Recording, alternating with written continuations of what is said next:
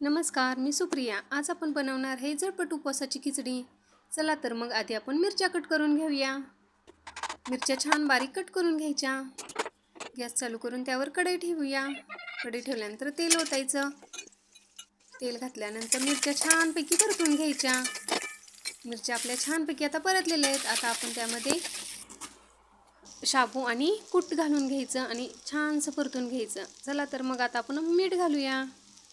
मीठ घातल्यानंतर छानसं हलवत राहायचं. त्याला छान मिक्स झालं, एकजीव झालं सगळीकडून की छान लागते खिचडी आपली चवीला. चला तर बघा, आपली आता खिचडी रेडी आहे. आता आपण सर्व करून घेऊया.